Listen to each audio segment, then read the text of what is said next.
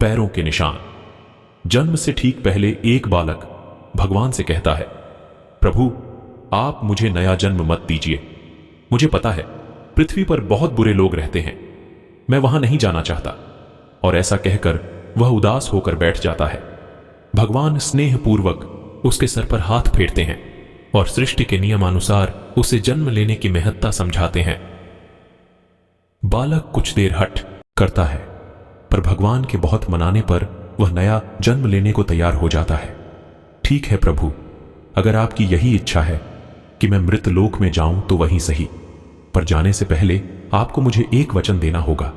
बालक भगवान से कहता है, भगवान बोलो पुत्र, तुम क्या चाहते हो? बालक, आप वचन दीजिए कि जब तक मैं पृथ्वी पर हूं तब तक हर एक क्षण आप भी मेरे साथ होंगे। भगवान, अवश्य ऐसा ही होगा। बालक, पर पृथ्वी पर तो आप अदृश्य हो जाते हैं, भला मैं कैसे जानूंगा कि आप मेरे साथ हैं कि नहीं?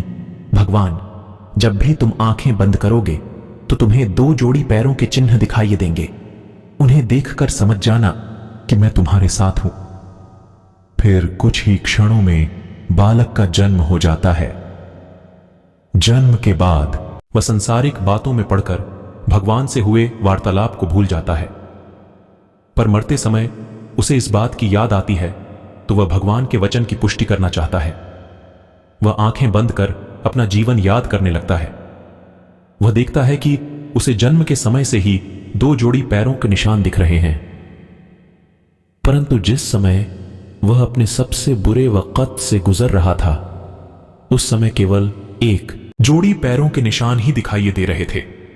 यह देख वह बहुत दुखी हो जाता है कि भगवान ने अपना वचन नहीं निभाया और उसे तब अकेला छोड़ दिया जब उनकी सबसे अधिक जरूरत थी।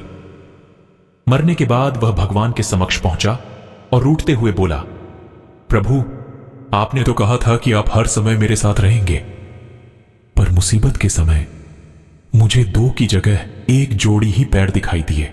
बताइए आपने उस समय मेरा साथ क्यों छोड़ दिया? भगवान मुस्कुराए और बोले, पुत्र जब तुम घोर विपत्ति से गुजर रहे थे तब मेरा हृदय द्रवित हो उठा और मैंने तुम्हें अपनी गोद में उठा लिया। इसलिए उस समय तुम्हें सिर्फ मेरे पैरों के चिन्ह दिखाई पड़ रहे थे। दोस्तों, बहुत बार हमारे जीवन में बुरा वक्त आता है।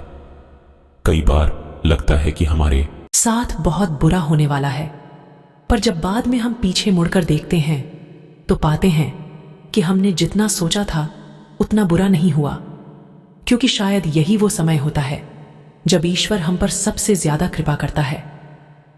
अनजाने में हम सोचते हैं कि वो हमारा साथ नहीं दे रहा, पर हकीकत में वो हमें अपनी गोद में उठाए होता है। एक बार फिर से वही बात जो अक्सर आपसे कहता हूं, ऊपर वाले की आशीर्वाद अपनी मेहनत और अपनों के प्यार के साथ कर दिखाओ कुछ ऐसा कि दुनिया करना चाहे आपके जैसा। धन्यवाद दोस्तों, मिलते हैं अगली वीडियो में।